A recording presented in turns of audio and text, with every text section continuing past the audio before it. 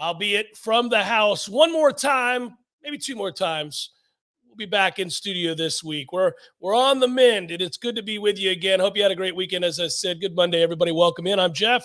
Tom will be along shortly from his abode, and you're listening and or watching, and we appreciate that. Thanks for doing so on 93.3 Real Talk Radio, as well as Warchant TV. Don't forget that if you are, in fact, watching on Warchant TV, to like and subscribe and share. Send past love, do all the stuff, the things that's necessary to help promote things that you like and help us out all at the same time. We appreciate it. Good to be with you. I'm on the, I think, right side of the COVID situation here, getting more energy by the day, starting to feel a little bit better. So away we go. Hopefully I'll be back in full force by Wednesday in studio. That's neither here nor there. Let's put that on the back burner and move on. Welcome into Link Jarrett. You guys probably saw the press conference. Of course, I would invite you to go to warchant.com to find all that information. You can watch the video on Warchant TV. You can find it there on YouTube. You can find it on our website, warchant.com. Link Jarrett, as you can imagine, very excited. We're ready to get down to business and get to work and trying to win a national championship. And didn't say anything that surprised me there, at least in terms of him returning home and wanting to be here. I liked reading. I had to be here at the house, so I had to watch from afar. But him talking about the first time he talked to Mike Alford, talked to the university leadership team, is what I think he said. That it became a very easy decision for him to come home and talked about wanting to win that national championship. And that's the way it should have been. It should have been smooth. The transition should be easy, especially at a place that you desire to be at anyhow.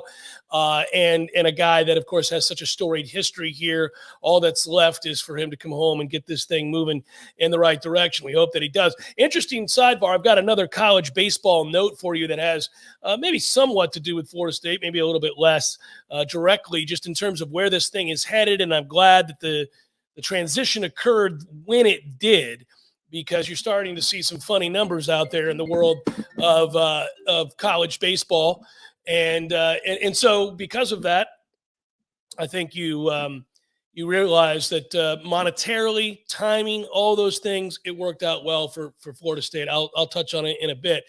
Also, big weekend for Florida State in the world of recruiting on the offensive line. And if you know anything about me, and when we do talk about recruiting, it has to be usually something to do in the trenches, or it has to be a significant story like it was with Travis Hunter or something like that on signing day. So to see over the weekend that Florida State has a big man recruiting weekend that pays dividends, that's good news. Roderick Kearney, four-star offensive lineman from Orange Park High School, announcing that he is committed to Florida State.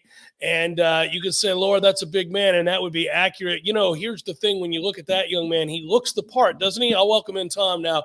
Doesn't he look the part? I know you had an opportunity to talk with Michael Langston last night during the Sunday Smash. I was asleep, so as I have been a lot lately. Yeah, that's a big get. That's a big get for. I love offensive linemen, that, but that's a big get for Florida State. No, it is, and I apologize for being in an unusual setting. I'll get back to my headquarters in a moment. Technology, man, technology is a heck of a thing. But I talked to both Aslan and Michael yesterday about this particular player because they were over in Orange Park and they had a one-on-one interview with Roderick Kearney in May. And they interviewed him. They watched him go through a personal workout. And then, obviously, Michael's been talking to him subsequently. And Kearney was on campus last week.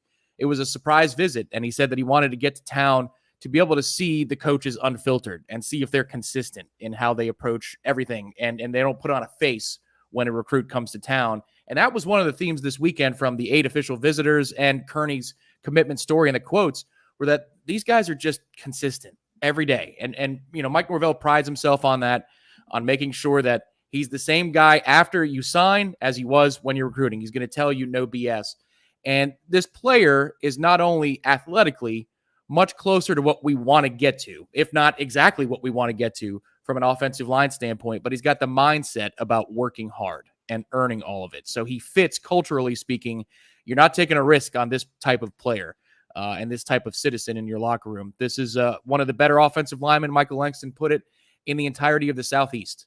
And we beat out Florida to get him. And the best part was, buddy, he was wrapping up his official visit in Gainesville as he committed. He wasn't even home. I don't even know if he had touched 75 from Gainesville yet before he said, nah, this ain't for me. Tallahassee's for me. So that's great. Yeah, it is great. It was a tough weekend for the University of Florida in the world of recruiting. And so already some folks down there, I mean, if we might indulge in a little schadenfreude to start the day or start the week, that's never a bad thing. Beginning to ask questions about Billy Napier. Hey, hate to see it. But I will say this, there's a lot of weirdness to what's going on in recruiting right now. Every day there's another story that you're like, is that real? I don't know what to believe anymore. We got a quarterback taking $9.5 million, maybe that's happened for the kid going to Miami. I don't know if that doesn't even sound plausible, but we'll get to that story. I'll make reference to it. It's out there right now. I don't know. I'd hesitate to say this, Tom, and I understand we want to win and we have to recruit good players. But if you told me we had to pay $9 or $10 million for a quarterback that wasn't named Arch Manning, I don't think I'm doing it. I don't think I'm doing that. Even if he is named Arch Manning, unless you address the trenches, I'd rather spend the $10 million on the line before I spend $10 million and not be spread across 5 dudes before I'd ever want to spend that kind of coin on a quarterback. Well, especially at this level. It's not like Eli Manning was winning national championships and Peyton didn't even do it, but it's not like Eli Manning was. So if you get somebody who's more Eli than Peyton, what are you really earning? A 10-win season, and is that worth $10 million? Hell no, it's not. So no way. But what I would say about it, the reason that you would pay for Arch Manning is you get it back in all of the ancillary stuff. Get all the. That's the only reason. And I'm gonna guess that the kid doesn't suck. It's just a hunch that kid probably can play a little bit. But I mean, everything else feels like a bit of a crapshoot. I don't know, man. Especially anyhow. Hey, we're not the ones right now, but it's fascinating. Also, what's fascinating behind that is sort of the he said, she said nature of that supposed negotiation. There are bizarre things to look into. And of course, that's nothing new in the world of college football currently, and the world of college football recruiting especially is bizarre. Day to day, you don't know what to believe. You don't know what numbers are real and what numbers are not real. Sure, I get a good idea that out west at Southern Cal right now, the money's flowing and they have opportunities in the way of NIL that most places don't have. And maybe Miami does to a certain extent, although to see Ruiz and others say, I don't know about all that. We a lot of the stuff that you're hearing, it's just bizarre. So that said, moving along, I'll get to that story in a bit. But do you realize as we sit here today, and first of all, welcome, Link Jarrett. Good to have you in town. Good to see you again. Been a long, long time that I've seen you, and I didn't see him today in person as I was not there. I don't want to mislead, but obviously he was here in Tallahassee. Last time that I saw that was, of course, when they were here playing Florida State. But as now somebody who's aligned with the Noles, the last time was, of course, all those many moons ago in which I was doing homework down the third baseline when he was out there. And that's how long it's been since he was on our side of things in Tallahassee, which is exciting, very exciting. What was the seating like in those days? Was it bleachers? The stadium was smaller. And it wasn't much. Those bleachers out there have been out there for a long, long time, if I recall. That hasn't changed much. The main concourse is what got extended out much further. Everything about that place, which was charming and beautiful and ahead of its time, is now antiquated, dilapidated, and sorry. And hopefully the impetus to see change over there is in place. There's no doubt that he was intense throughout his press conference today. You can tell what it's going to be, just a small window, but you can tell what it's going to be like to be in a clubhouse with that particular head coach before a game starts. I don't think there's going to be a lot of bombast in the way he delivers messages. I think it's about thinking through precisely what he wants to say. I don't think it's going to be a Jimbo Fisher thing where you're like, and there's like 50 words and then you change your plan and you go around from A to B. He is a thoughtful dude. When he was asked questions by the media today for the better part of 20 minutes, he would pause, reflect on how he wanted to answer a question, and then answer it directly. I just like that he has a quiet intensity, but it is something that you take notice of within 30 seconds of either a statement he's making or a question he is answering. Yeah, well, so it's important in this day and age of, and this is just true, and I sound a little bit like Jimbo talking about society, but he was kind of guilty of this too and still is. where there is a lot of surface level distractions and nonsense, you want people who are direct and who take the time to think things through and to communicate clearly and positively and forcibly, sternly if necessary. I think we see too little of it now. There is an awful lot of sort of pomposity and grandiosity and nonsense that occurs. You also have to be who you are. And I think that's the biggest thing here is that you don't try to be over the top for the sake of being over the top or understated for the sake of being understated even. I think you have to be exactly who you are. And he was an intense player. He's a focused, disciplined player. So I think his teams are focused and disciplined. You see that with the numbers in terms of defensive and everything else about the way his teams play seem to reflect that of the coach. He's not only a guy that we wanted, he's a guy at the right time because much of what Florida State was built on, especially while he was here and he talked about playing for the greatest coach of all time and all of that, much of what he was certainly instilled here.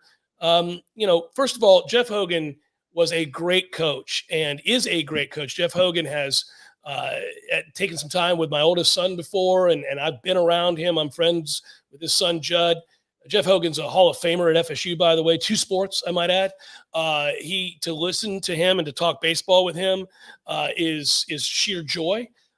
So when you think that Link played for him and learned under him before getting to Mike Martin, that's a big deal. You think about his teachers, his coaches, and what he learned. Well, if you think about what they instilled and what they taught and what they preached, it's been missing from Florida State baseball. It's been missing from Florida State baseball for some time. That's not a disciplined group. That's not a group that is focused. That's not a group that plays together and plays hard and plays smart and runs the bases well and picks up the baseball and does things to give themselves the best possible position or put themselves in the best possible position to win a baseball game. They seemed completely convoluted, uncertain, uncommunicative. There were so many things about Florida State baseball that seemed to have strayed from its core. So you bring Link in as a guy you want, is a guy that you were hoping to bring in, a guy that has rich history here and a guy that has obviously been a champion for Florida State baseball for a long time. But not only does it work from that standpoint, but his messaging, his focus, and his, modus operandi is something that Florida State desperately needs right now. So I welcomed that. That was nice. Understated and focused and stern and direct is sorely needed right about now. And I think Florida State really needed it right about now. So we championed out that. That was really, really cool. I was happy to see it. So I don't know, man. I haven't been this pumped up about Florida State baseball in a while. So I am really excited, and we'll see what goes from here. It's going to be interesting. One of the things I thought was interesting as well was some of the players that were in attendance at this press conference. Aslan noted in our intra-office chain that Ferrer, Tibbs, and Carrion were there in attendance. Those are important players that I don't know if they would have been here if it was the status quo and we had another year of Mike Martin Jr. So that's important. And the other thing I found interesting, either it's because these players are just really good or he's doing it because of, keeping our word. But Link said and he spoke generally, of course, not to get himself in trouble, but to recruits who have committed to Florida State, he's going to honor the commitment.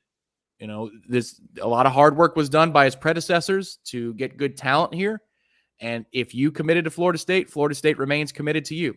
That's not always the case when a new coach comes in. They might assess things and say, well, Jeff Sims, you don't fit what we want to do here at quarterback. So you can come, but you might find more use somewhere else. You might get more out of your college career. I found it interesting that Link said from a blanket statement standpoint, come on down, everybody. We're going to honor your commitment.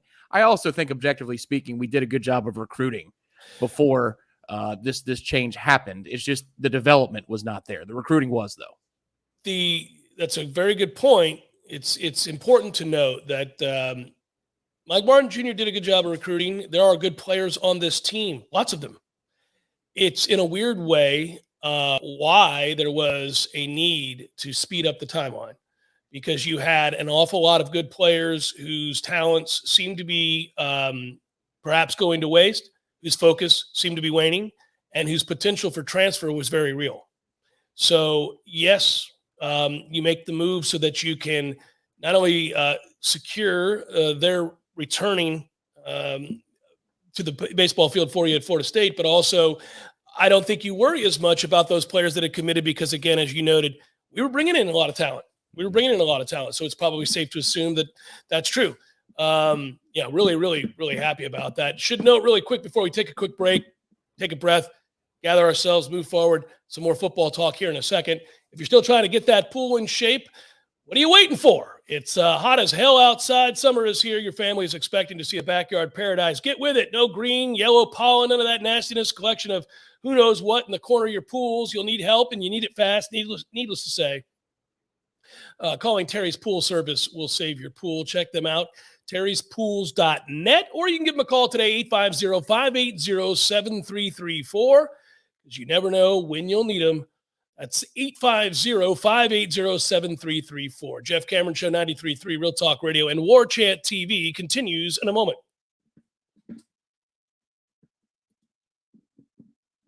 For all life has to offer in our beautiful city, the dedicated team at Tallahassee Orthopedic Clinic is here for you every step of the way. Now, scheduling an appointment has never been easier. Just visit teamtoc.com and click schedule online.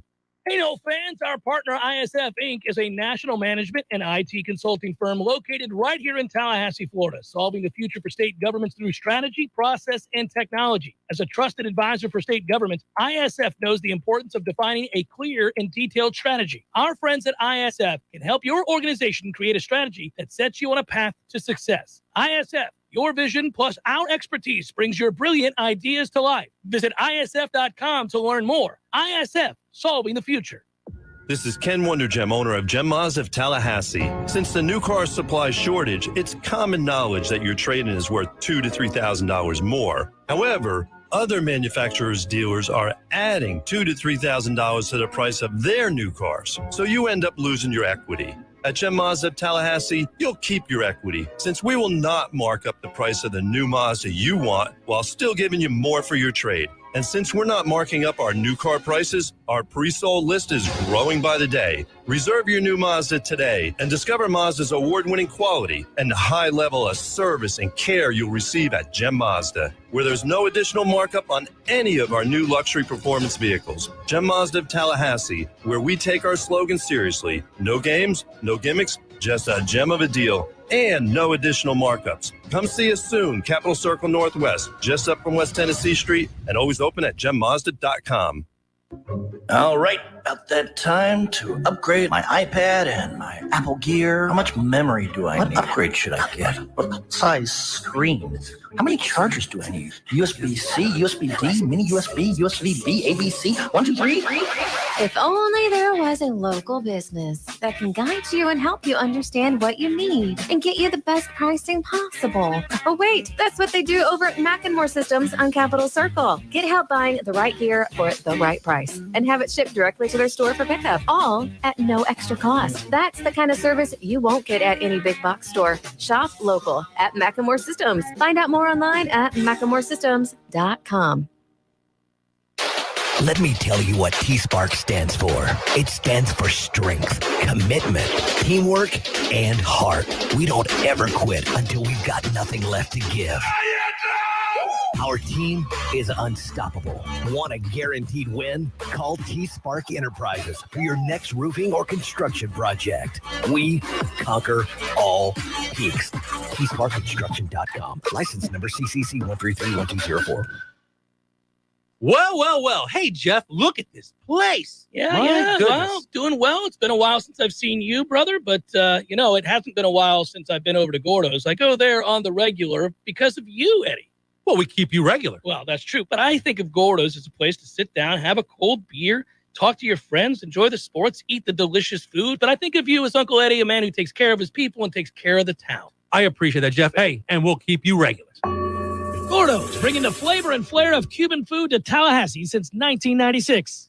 We all want more energy, more strength, more results. Well, welcome to Orange Theory Fitness as you take a step towards feeling more alive today. Backed by science, Orange Theory's heart rate monitored workout is scientifically designed to keep heart rates in a target zone, spiking metabolism and increasing energy. Orange Theory Fitness is a one-of-a-kind group personal training workout resulting in more energy, visible toning, and extra calorie burn for up to 36 hours. Experience a more vibrant life today with Orange Theory Fitness. To find out more, go to orangetheoryfitness.com.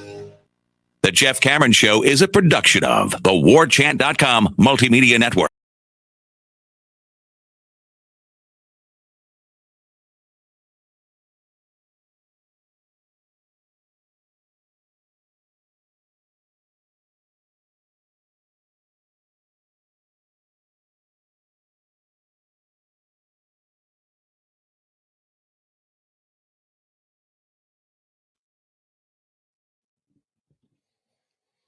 Good morning, everybody. Appreciate you joining us. I'm Jeff. That is Tom. Director Matthew in the house. Hope you had a good weekend. And that this week, if you think about it too, we get underway this week. It's what, June 27th? Man, Tom, it happened, buddy. The month of July starts this week. That's it, baby. The month of July starts this week. Now, I don't want to say we've pulled you across the finish line, but you can see it from here. I know at the end of this week, you begin vacation. I'll take a couple of days here and there, intermittently, not sure what we're going to do in the Cameron household, probably take it to the beach a few times. But the point is, everybody's kind of like just going through, wrapping things up because it's time to tidy the house and get ready when you get back, obviously, and when everybody gets back from their respective vacations, to lock it in, baby. Because football is about to be here, quite literally is about to be here, given the fact that Florida State starts practice in July. The ACC kickoff is in July. Obviously, first game is in August this year for Florida State. So it's, man, here we go. I get pumped, man. I don't want to – normally I don't like to – I've tried to get better as I've gotten older, appreciating even the deader periods, especially the dead periods, because once football starts, those of us who work in the football business work every single day of the week. So then it's okay. It's a labor of love. I don't mean it as a lament, but you don't have a lot of time to yourself. So when you do, you say, okay, well, I'm going to try to embrace this and not long for football to get here. But that doesn't work either. Because the truth is, and this is the best part about my job and probably the best part about what I've learned in my job, because I know a lot of people who've worked in sports in various types of sports industries who got burned out on the sport it was that led them to that job to begin with. Their passion to take on a job like that became a thing where then they finally got it, and then they're working in it, and eventually they resented it. And you know, the truth is that doesn't happen. Because not for me, because by the time we get to this stage, late June, early July, I'm already flipping the page. I am ready to go. I can't wait for the upcoming season, especially one that carries so many questions and so many storylines and so many, I think, revelatory moments along the way that we can see it. We know now, like, you're going to get answers. Last year wasn't a season where you could clearly get answers. The year before, definitely not. But you're going to get some answers, and we hope they're the ones we want. But the questions that we've all been asking, this is a season where some of them will be answered, hopefully more to the positive than the negative. But either way, we're going to know. We're going to know a lot about where we're at, where this coaching staff's at, what changes are necessary, if any, what is going to happen for Florida State in the next 2 to 3 years. A lot of that will be seen or will help be crystallized through this upcoming season. So it can't get here soon enough. I know we got a little bit of vacation time coming, but man, I'm ready to go. Yeah, I'd say that, just looking at different position groups and our assignments that we'll have during practice and what we're going to hone in on, I look at almost every single position group and there's at least a player, if not in the case of like the offensive line, maybe 7 or 8 players that I can't wait to go see every day in practice. This is where access has me fired up in a way that I don't know that I would have been even for a transitional year under Jimbo or Willie. It's like we have the privilege of getting to go watch all of these practices, every minute of them outside of scrimmages, and learn and have that context about what it is that we'll see on Saturdays and what everybody is going to be able to take in on Saturdays. Like, for example, on defense, Dennis Briggs, I look forward to seeing him participate in practice more. I want to see what the body type looks like, what the skill set looks like, and how he fits into that rotation, because Derek McClendon did a lot of good work in spring. We think Jared Verse is going to be on one side. Leonard Warner is another player at edge, but that's a big-time player, Dennis Briggs. That's got to be up to speed and ready to go. You can't get nothing out of him. He can add to what this defense is going to be all about. I want to see on the offensive line all the freshmen. I've got to see those kids. Dimitri Emmanuel, I want to see. Turnitine, I want to see as well. I look forward to watching the trenches. And then on the back end of the defense, what does A.Z. Thomas look like? After a full summer in the strength and conditioning program, he already turned heads in spring. Consistency is the key when you're young. You're going to get promoted up the ranks if you're consistent. So does he carry the momentum from spring camp? And I'm leaving off like 4 or 5 position groups that have players that I can't wait to go out there and see. I'm with you. I've already turned the page mentally. I'm looking forward to it. And obviously, we are going to have some answers before the season even kicks off against Duquesne. But I think it's also really important that not only that you get a tune-up for LSU, but also for evaluation of the roster purposes, the 2-deep. Like, whatever the 2-deep is for the first week of the year against Duquesne, that's one thing.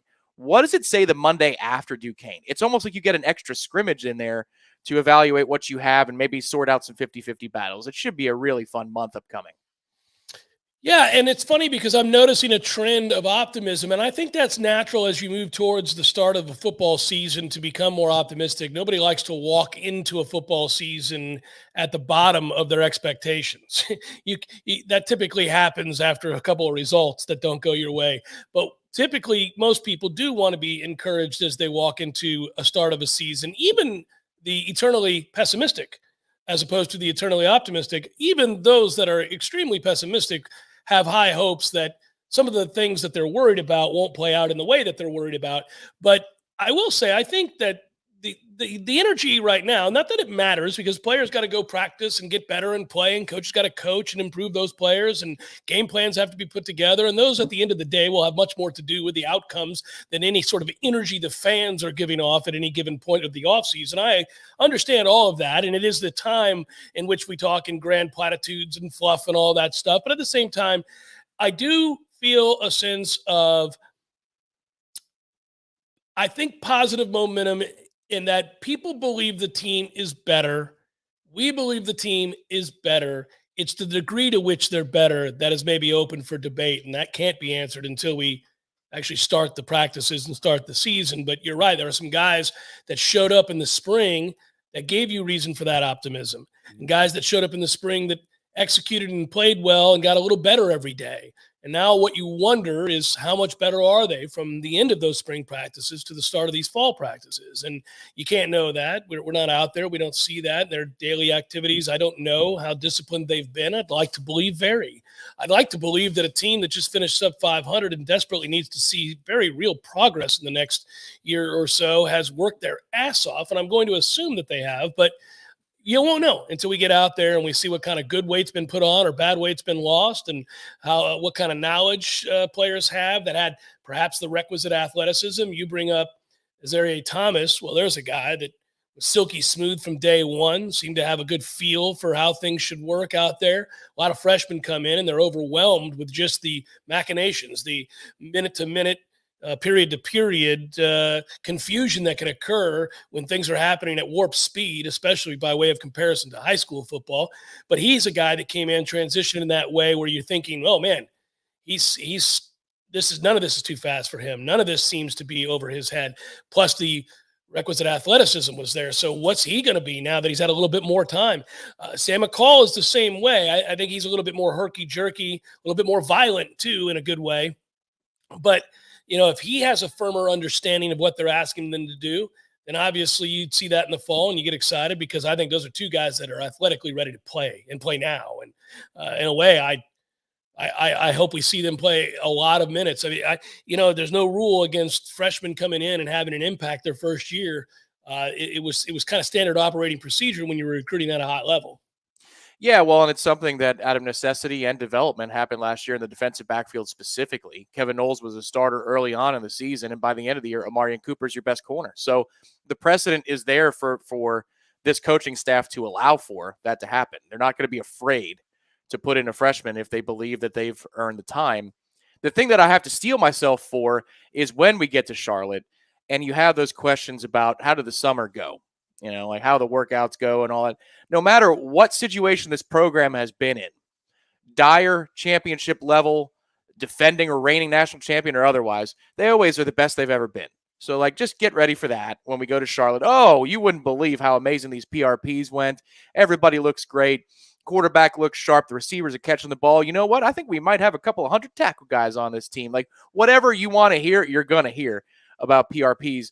But then once you get through that period of time of acclimation in camp and they put on the real pads, that's when you know if they've done the work in the summer workouts. And the thing was, for so many years, this is again where I get fired up. For so many years, you just have to go on the word of what players were telling you or coaches were telling you. I just can't wait to see them sorted out on the field. And you feel the urgency. I feel the urgency that the coaches have, because for the offensive line, for example, cross-training is always a big part of spring, no matter what position group you're in. They cross-trained a lot of guys. There were a lot of experiments. Darius Washington was the trial balloon in a lot of ways on the offensive line. Well, let's figure out who our 5 are. I saw somebody commented, I think Briley put it up in a comment section. I agree. They've got to figure out who their 5 are. Can Caden Lyles be your starting center? You've got to learn these things really quickly. Where does Dimitri Emmanuel fit? It's just you feel that urgency, and by the time we get to 5 weeks from now, maybe 6 weeks from now, might be a little too late, you should start to see a lot of these things take form, especially in the trenches. Yeah, I think I made a mistake in our top 40. I don't – it's hard for me to rate players that I have never seen play. It's very difficult when you're putting together a list like that. You're very mindful. Everybody's top of mind that you watched in the spring, that you watched last year play the season, that you saw in practice, that you've talked to. That those guys are always going to be on your mind. You're starting 22, the 11 on offense, the 11 on defense, and their primary backups. Well, that almost gets you to 40 right there. Right off the bat, unless you're talking about a transfer starting quarterback or a transfer starting running back in the case of Trey Benson, it's hard to remember that, you got to be mindful of the impact that a guy like Dimitri Emmanuel, who you just mentioned, could have.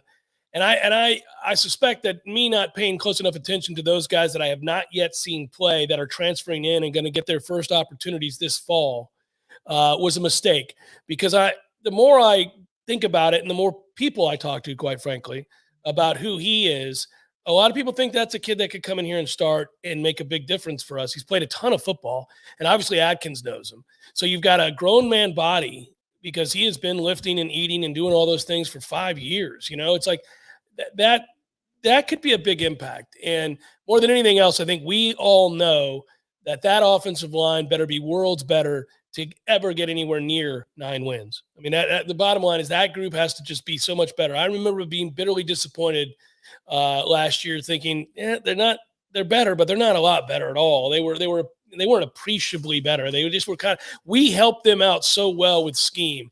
And that's where Adkins, who's lauded on a daily basis around here, deserves all the credit in the world. And he got more credit again over the weekend. And I agree with a lot of people's sentiments right now that thank God for Adkins, because without him right now, recruiting, we seem to be a lost cause. We have some coaches on the staff who are doing a terrible job of recruiting, and he's not one of them. He's one of the guys that every time you turn around is making a huge impact in influencing guys to consider us, influencing guys to say yes to us, influence guys to even keep us in mind when they otherwise wouldn't. So that guy right now, rightfully, was elevated, given a raise, all those things. Man, can he also put together a group this year that we legitimately, week to week, say is good? Wow, yeah. that'd be huge. And we've seen enough of the baseline of what they did in spring to know if there's improvement. I expect improvement. It's just it's like an old question from exams back in high school. To what extent? To what extent are they improved? They already are going to be. You've got more able bodies to throw at the problem and to help insulate an injury or two as they happen over the course of the season. Hopefully it's never long term. But you just feel better that the first guy that trots off the sidelines as somebody limps to the sideline is not going to be, a lost cause. That's where we're going here on the O-line. The other thing I'd say, too, is, and I had to ask the question, I did last night on Sunday Smash, of Michael Langston, because they had such a good weekend with 8 official visitors in town, a couple of running backs, linebacker, another offensive lineman who was not Roderick Kearney, who's a 4-star prospect. Chris Parson was in town. It sounds like momentum is squarely on Florida State's side for the first time in months. And I asked Michael, I said, is this sunshine pumping a little bit? Because everybody's very concerned about the momentum of this recruiting cycle or lack thereof. And it sounds like in the next 10 days or so, you could have a run of maybe 2 or 3 commits, maybe more, but it sounds like 2 or 3 is probably a safe number in the next 10 days. And some of them might be blue chippers. So things are starting to turn around, and maybe you're getting a few commitments that create the momentum that allow for, if you have a good September, you can cash in on this momentum and put yourself in a position to have a top 15 or top 10 class, depending upon how good the season goes. Yeah, really quick. I know we got to go to break. Parson there's not a lot of positive momentum right there. Is there for him right now? He was here, and they didn't talk to the media over the weekend. They're not very pleased with the recruiting beat right now. You can read into that what you will. Obviously, there's been reporting on how shaky the status is of his commitment by our staff and certainly others in the business.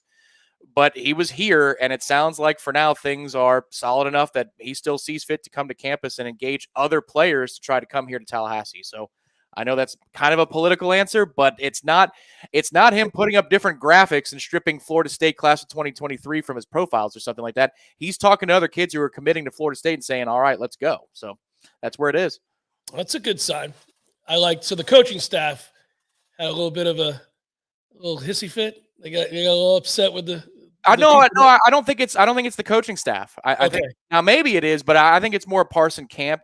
But the thing is that the coaching staff is, and this is again Michael's intel, not mine. I'm not going to pretend to be like connected to 17-year-old drama, but they are being consistent. They have been consistent with Parson, saying we want to take 2 this cycle. Yeah, that's not good enough for you. Then get the hell out of here. But have a good day. Have a good day. That's the reality of the situation we're in is we have to take 2. So that's what we're going to do. And they've been consistent. That's the one good thing about this staff is there's the times where you say, God, they suck at this portion of the recruiting game. Their message is never half-assed. They tell you and they communicate clearly what is going to happen. Yeah.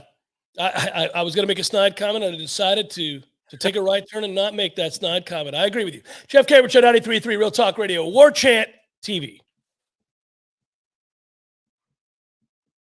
A shooting on Conklin Street that left 2 men injured early Friday morning. It happened around 12:50 a.m. on Conklin Street near FAMU Way. The 2 men who were shot suffered serious but non-life-threatening injuries. They were both taken to a hospital in the area. TBD confirmed that there had been a party on Conklin earlier that night. Officers were still searching for a suspect and no arrests have been made. This is an open and active investigation. If you have any information, call the department at 850-891-4200 or Big Bend Crime Stoppers at 850-574-TIPS to stay anonymous. The Gadsden County Sheriff's Office is investigating a shooting incident that occurred Friday afternoon. Deputies responded to a shooting incident at the 4000 block of Salem Road in Havana. A black male victim was discovered on the ground suffering from multiple gunshot wounds. The suspect, Tamarick Dilworth, also known as Sweet Pea, left the scene in a stolen sedan and later turned himself in without incident. This is Rachel Lene with your Real Talk 93.3 Local News Update, brought to you by Macklemore Systems, Tallahassee's go-to Mac store. Check them out online at MacklemoreSystems.com.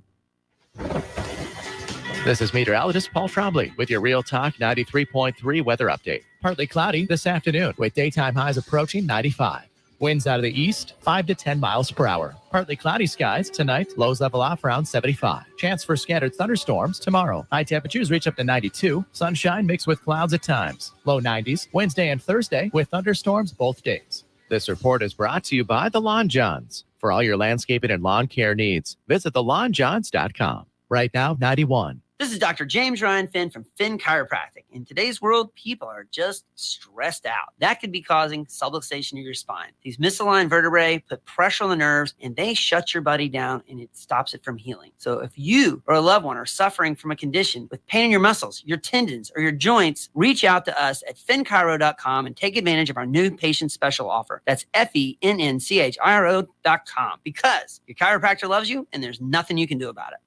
Well. Hey, Jeff, look at this place. Yeah. Well, doing well. It's been a while since I've seen you, brother, but, it hasn't been a while since I've been over to Gordo's. I go there on the regular because of you, Eddie. Well, we keep you regular. Well, that's true, but I think of Gordo's as a place to sit down, have a cold beer, talk to your friends, enjoy the sports, eat the delicious food. But I think of you as Uncle Eddie, a man who takes care of his people and takes care of the town. I appreciate that, Jeff. Hey, and we'll keep you regular. Gordo's, bringing the flavor and flair of Cuban food to Tallahassee since 1996. Here's what you missed on the Greg Tish Show. There's a TikTok that's going viral because of a butter softening method. They are putting the Vermont Creamery butter in the waistband of her pants. Give it 5 minutes. You can go and measure out your ingredients, and then your butter is ready to go. You cannot do this in Florida. No. Because your pants will be full of butter in 2 minutes. Somebody try it. Post on TikTok. Unless it says juicy across the back. The Greg Tish Show, Monday through Friday, 6 to 9 a.m., only on Real Talk 93.3. The Jeff Cameron Show, brought to you by Orange Theory Fitness, 2 Tallahassee.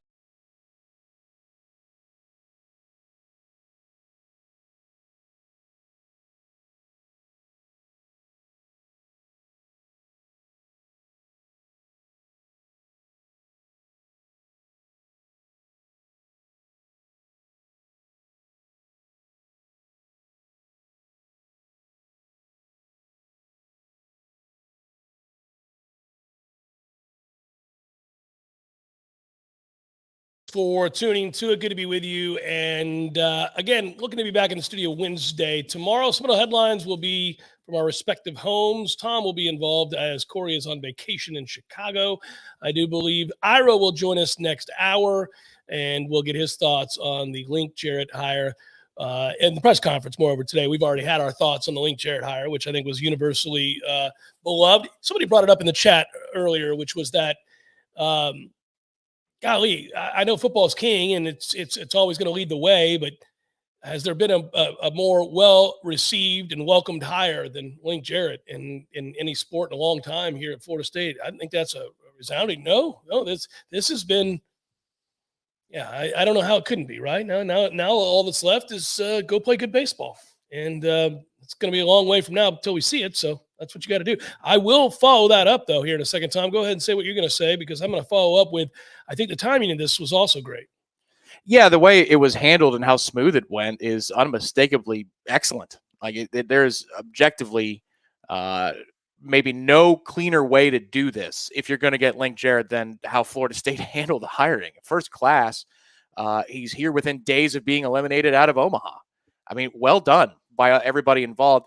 The thing I would say about is this as beloved of a hire? Well, at the time, Willie Taggart was lauded by many, including me, and you basically sold out the spring game. People were so in lockstep behind what Willie was doing, and that was, in its own way, kind of a magical moment. If you just take away the rest of his tenure, which it's hard to not look at, that's unbelievable. That whole stadium was full for him. But the thing that this comes with is, I think, a better track record of success. And so therefore you've got more evidence that this is going to work. In retrospect, Willie's situation didn't have as much evidence, I think, as Link's does, because he's the prized coaching candidate across the country this offseason. And I don't think there's much argument about that. Yeah. The other thing is remember, we talk about timing of things. People were so embittered and frustrated and saddened and angered to the greatest of extremes with the way the situation was playing out with Jimbo. Remember, we were on the cusp of having a losing season, had to win the last game just to get bowl eligible. Obviously, Odell Higgins takes over, wins that game, wins those last two games. All of that. But we were in the midst of a losing season with a coach who didn't want to be here, made it abundantly clear that he didn't want to be here, and literally kind of pissed on the faces of fans everywhere that love Florida State every chance he had. And so towards that end, when you're challenging people to a fight in the stands as you're leaving the stadium and the product is garbage, and then you basically denounce everything that is beloved by those fans about the university, I think they could have announced Satan as the next head coach, and we would have been like, all right, Satan's productive. If you look at Satan's record, you got to admit he's been around. Satan has done some things. Now, I don't love every aspect of Satan, but Satan will win people over. I mean, look around. Satan has been winning people over for a long time. You get Satan in here, you change your roster. I don't know if he can coach, but he is influential. And the next thing you know, you've got a new roster. So that's kind of.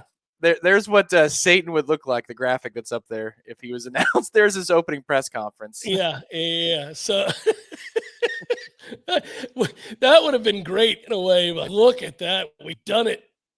We brought in Beelzebub. We care a lot about winning football games. How about that? It's Beelzebub till it ain't. There you go. Yeah, that's good. So I wanted to read this to you really quick. And the headline reads as follows in a story by Mark Polishik. Twins pitching coach Wes Johnson hired as LSU pitching coach. So you have a man leaving Major League Baseball to be a pitching coach in college, not a head coach, a pitching coach in college. Johnson will receive a $750,000 annual salary from LSU. That, according to a Gleeman and Hayes report, a major increase over the approximate $350,000 a year he was making while being the Twins pitching coach. Sweet Jesus. Johnson will leave for LSU when the Twins series in Cleveland concludes on Thursday. This came out yesterday. So LSU, who's tired of all of a sudden not mattering as much, has decided to give a Major League Baseball pitching coach a $400,000 raise to leave Major League Baseball and come and coach college baseball in the SEC. Now, it doesn't stop there. Apparently, they are, depending on who you believe, and certain sources tell me that they are buying, in other terms, 7 All-Americans out of the transfer portal as well.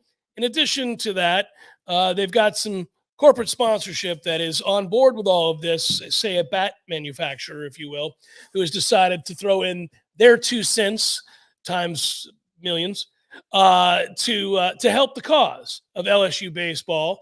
Now, to be sure that LSU baseball has cachet that Florida State does not, frankly, has cachet more than most programs in America. But my goodness gracious, we are talking about the game-changing numbers out of course, the SEC, and it's not a surprise.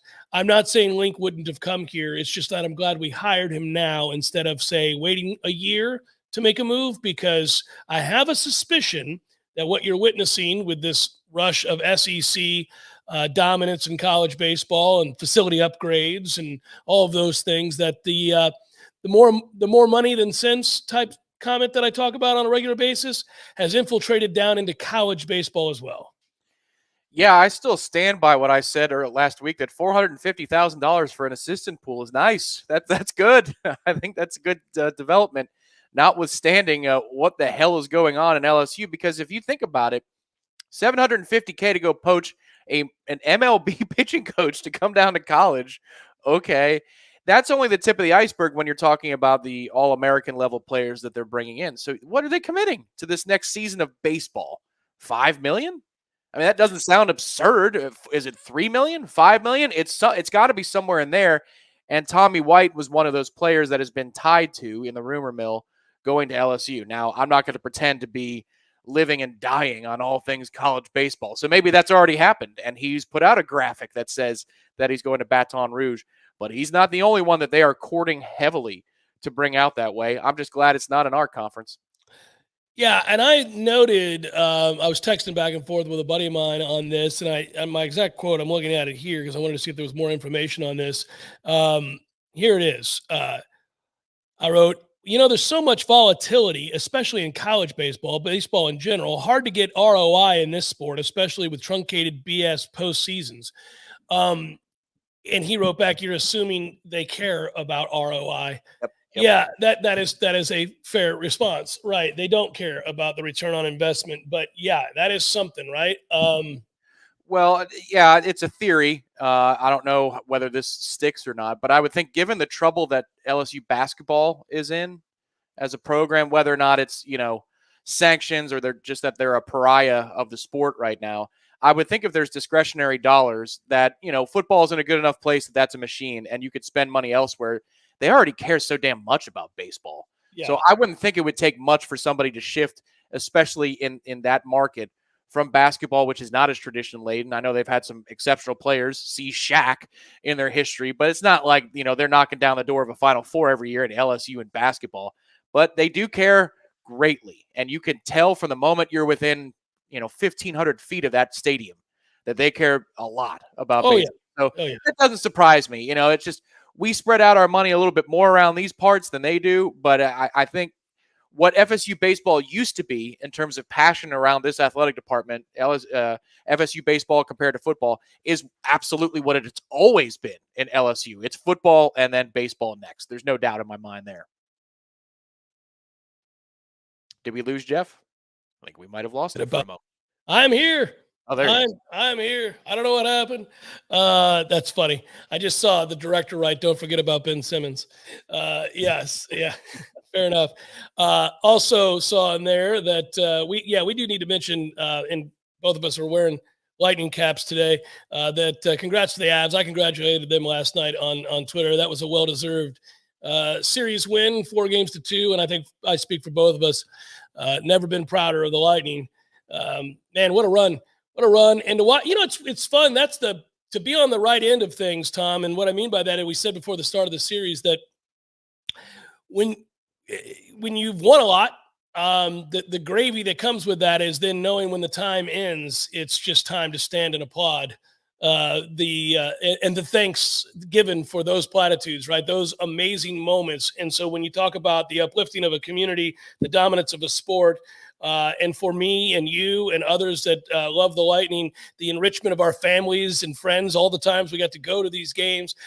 Shout out to Adam Laws, who works for the Lightning, is a Nole. We want to say, doffing of the cap to you, good sir. Job well done. Really, that entire franchise, amazing, fun to watch. And I had no tears last night.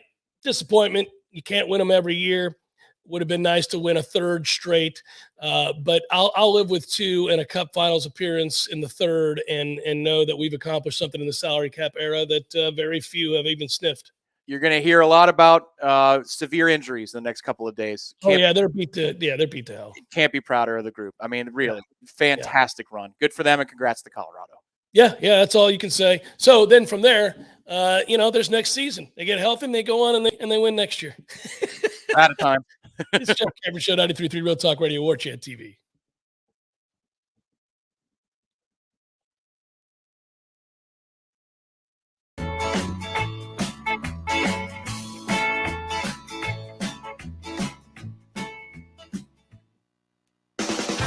Summertime is color time. This summer, why not spend your time off with a home improvement project? You can use this time to try one of the most popular DIY projects, painting. And you can find your favorite color with one of America's most popular paints, Benjamin Moore. Shop for all the best paint colors and paint supplies at Epps Decorating Center with 2 convenient locations in town. Find out more online at epsdecorating.com.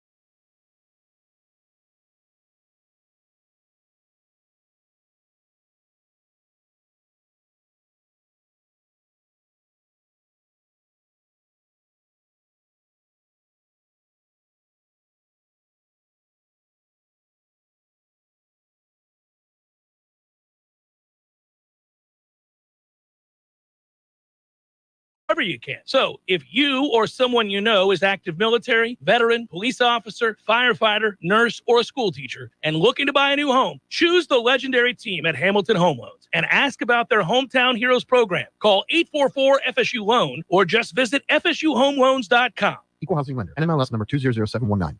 Matt, when you think of a successful Southern cookout, what do you think of first? The food, of course. The food, but you got to think about the food prep. And Hearth and Patio has thought about that with their awesome grills. What kind of grills? Fire Magic, Broil Master, Blaze Grills, Kamado Joe. Matt, they got it all. Wow. Custom outdoor kitchens. Create an outdoor cooking space.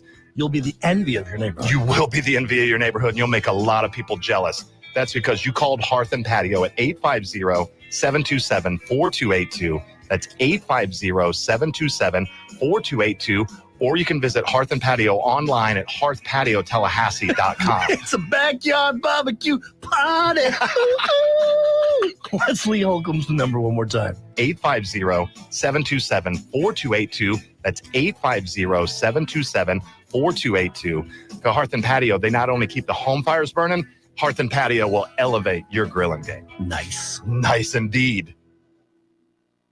Clean, renewable energy means fresher air, healthier residents, new green jobs, and a stronger, more resilient community.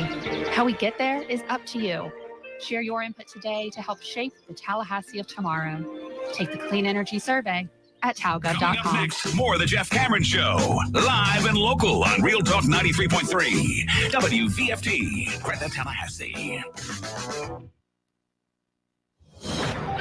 Breaking news this hour from townhall.com. I'm John Scott. From Brussels, NATO will increase the strength of its rapid reaction force nearly eightfold to 300,000 troops as part of its response to an era of strategic competition. At a news conference, NATO Secretary General Jens Stoltenberg also said the agenda for the NATO meeting will include the possibility of Finland and Sweden joining that alliance. The purpose of that meeting is, of course, to make progress of the accession of Finland and Sweden. I will not make any promises, but I can just assure you that we are working actively to ensure progress. The 30 allies also expected to agree on further support to Ukraine. The Supreme Court with a ruling today that high school football coach Joe Kennedy from Bremerton, Washington, was wrongly fired for quietly praying at midfield after games. That ruling was 6-3. Justices say the coach's prayer was protected by the First Amendment. Also at townhall.com, U.S. basketball star Brittany Griner appears in Russian court this week. Correspondent Bernie Bennett has that report. More than 4 months after she was arrested at a Moscow airport for cannabis possession, a Russian court has set the start date of the criminal trial of U.S. basketball star Brittany Griner for July 1st. The Phoenix Mercury star was also ordered to remain in custody for the duration of her criminal trial. She could face 10 years in prison if convicted on charges of large-scale transportation of drugs. Fewer than 1% of defendants in Russian criminal cases are acquitted, and unlike in the U.S., acquittals can be overturned. Bernie Bennett reporting. So far, a volatile day of trading on Wall Street. Stocks now deep in the red. The Dow is off 97 points, and the NASDAQ 89 points lower. More at townhall.com. Charlie Dombeck here from Key City Capital. As a practicing CPA for nearly 30 years, I have found that 80% of your ability to grow your wealth is dependent upon two factors: taxes and investment performance. At Key City Capital, we improve investment performance by diversifying capital into off-market investment opportunities in passive rental real estate and alternatives like asset-backed lending. We recover dollars that clients unnecessarily pay in the form of income taxes, creating a lifetime annuity of savings. We are a sponsor of passive, affordable single and multifamily residential rental investments, which are located in Sunbelt landlord-friendly states. These investments are the top choices in a rising interest rate and inflationary environment. They represent a store of value, protecting your capital from market volatility. Learn how we at Key City Capital can help you ultimately grow your wealth rapidly. Connect with me at keycitycapital.com or give me a call at 817-912-1569. Every day, Sellers makes life a little better for homeowners, helping them find the best design ideas for their homes with the best quality tile, carpet, and hardwood flooring. Even mosaics, ceramic, and vinyl solutions are at their fingertips in their remarkable showroom. Maybe it's time for you to get the Sellers Advantage for your home or office. Find them on Capitol Circle Northeast, just north of Mahan Drive, or online at sellerstile.com. For style, quality, and design, get the Sellers Advantage. In Tallahassee, call 656-8453. We all want more energy, more strength, more results. Well, welcome to Orange Theory Fitness as you take a step towards feeling more alive today. Backed by science, Orange Theory's heart rate monitored workout is scientifically designed to keep heart rates in a target zone, spiking metabolism and increasing energy. Orange Theory Fitness is a one-of-a-kind group personal training workout resulting in more energy, visible toning, and extra calorie burn for up to 36 hours. Experience a more vibrant life today with Orange Theory Fitness. To find out more, go to orangetheoryfitness.com.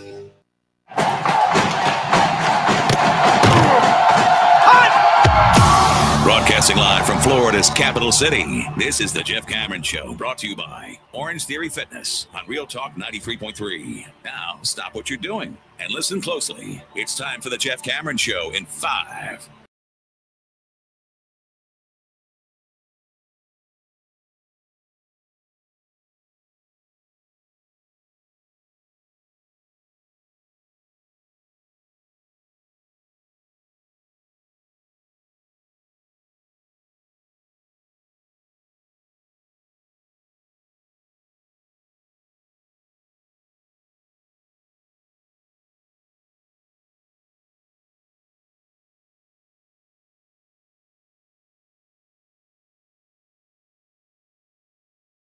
Radio and Warchant TV. Good Monday. Great to be with you, even if it's from the house again today. Should be back in studio on Wednesday. Looking forward to it. Good to have you along either way on 93.3 Real Talk Radio and Warchant TV. Don't forget to like and subscribe on Warchant TV. Appreciate you. Hope you had a great weekend. Good weekend for Florida State and a good day for Florida State.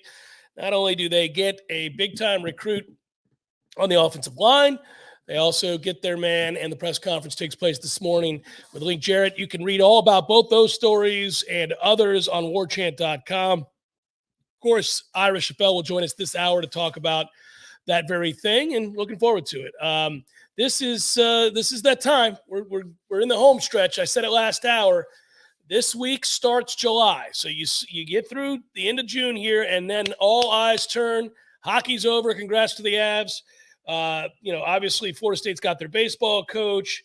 The recruiting weekends and all that good stuff have happened, and it bear fruit for Florida State. That's good news. And now all that's left for us to do is take a little bit of a vacation time, head on over to the ACC meetings, and let's get to the start of practice.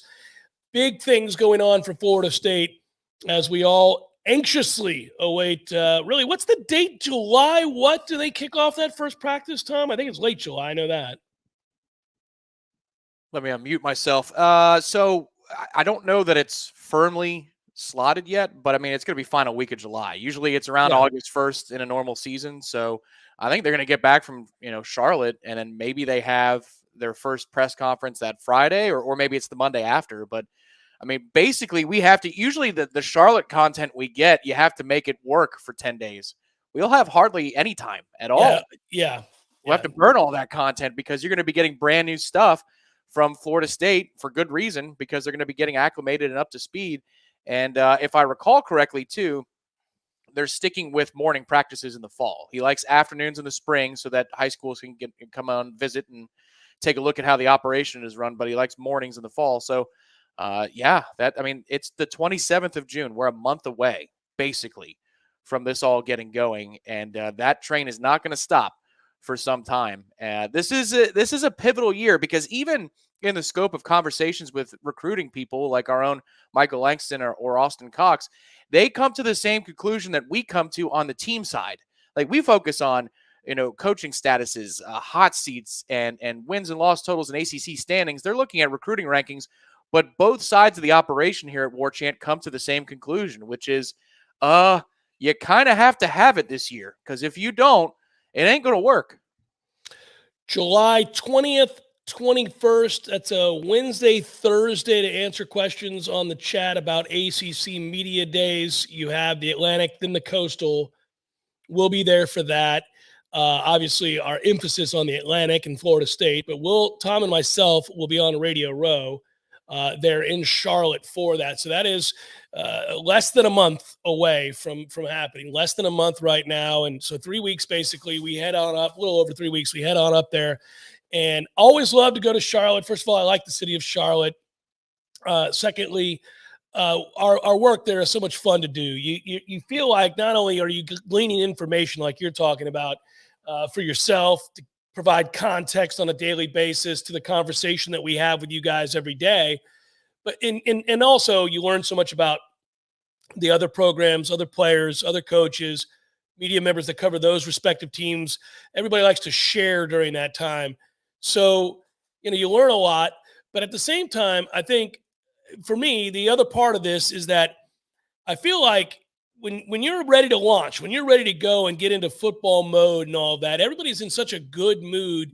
Now, that is usually regardless of the prospects of your team. But this time around, as I said last hour, I feel like the prospects are better. I mean, I don't think there aren't too many people that feel like Florida State's going to have a losing season. And that's what they've had, a bunch of losing seasons. And so it's just really the matter of degrees that we're trying to seek the evidence for, right? How much better above 500 can this team get? Can they get to, first of all, I mean, I would assume they can get to 6-6. If they can't, then we've got real problems on our hands. But is it 7-5? Is it 8-4? Is it, all the health is intact and the bounces go your way and turnover luck and everything else? Is it a 9-3 campaign? Unlikely. I wouldn't put high percentages on 9-3.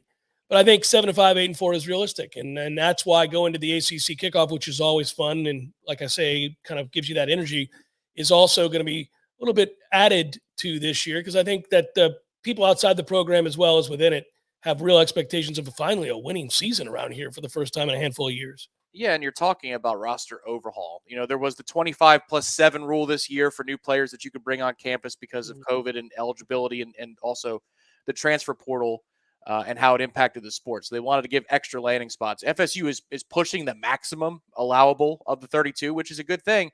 But when you only have 85 Scallies, I mean, think about that is true turnover. Yeah. I mean, that's a huge number of players. And what I'm starting to get greedy about, and I know it won't necessarily play out in the early part of the schedule, which is so critical for us, but I was wowed by their evaluation this spring. Like, all the guys that came on campus, you didn't look at one player, not a freshman, not a transfer, and say, what's that kid doing here? Like, are they just throwing numbers at the problem? What is that player's purpose? Or what do they see in that player? So now that you get another wave of freshmen that are coming in for this fall camp, I'm not looking for a starter.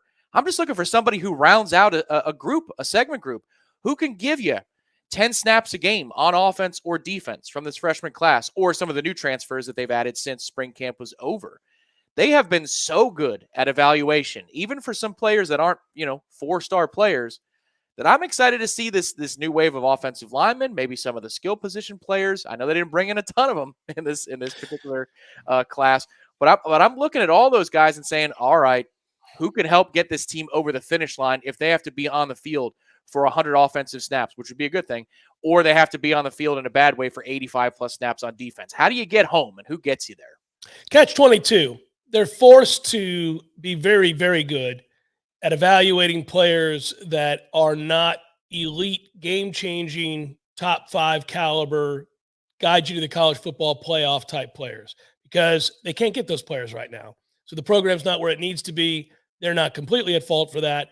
They also haven't been able to overhaul that and get us to that promised land. But if you're in a position where you do have to do more with less, you like to have a coaching staff that can correctly identify those players.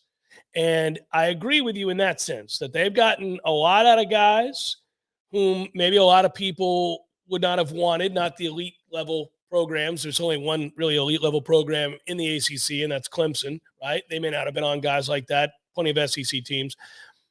But they have gotten those guys and brought them in and gotten something out of them, both in the transfer portal and in the recruits that they're bringing in. Now just win enough games so that you can have a better selection of players to evaluate. Yeah. And let's get to that point. That's what this year is about, is giving yourself a fighting chance at transforming a program, not from being sub 500 to above 500, but from sub 500 to above 500 to playoff bound, ACC Atlantic Division champion, that type of caliber team. We got to get to that place, because after a while, just getting the most out of players that maybe the elite programs didn't want, it no longer becomes a feather in your cap. It's just who you are, which means you're middling. Yes, that's correct. But this year it would be a giant ass feather. Like, it would be a humongous. It's Bucko Bruce. Like, the holes that you have in a normal hat aren't big enough for the size of that feather, if you can make it happen. And that's the thing, is these players that they've brought in can get you there to put that feather in your cap that you will take and chuck 2 years from now.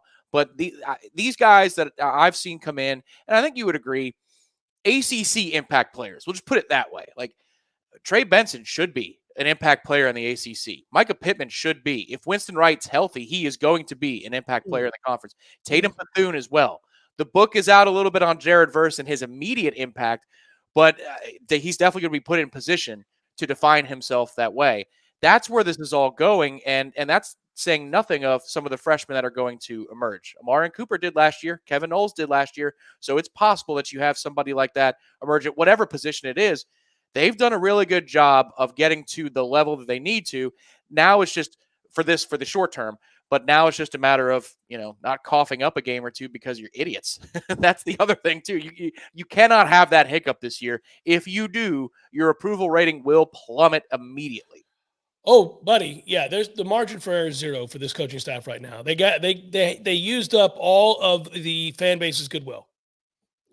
When you lose to Jacksonville State, you've used it all up. That's it. It's out the window. We're done here. It's like you give people the benefit of the doubt in your daily life all the time, but there are certain lines that can't be crossed. And if they are, you're like, okay, well, we're about done with that. You know, and you know it the instant it happens.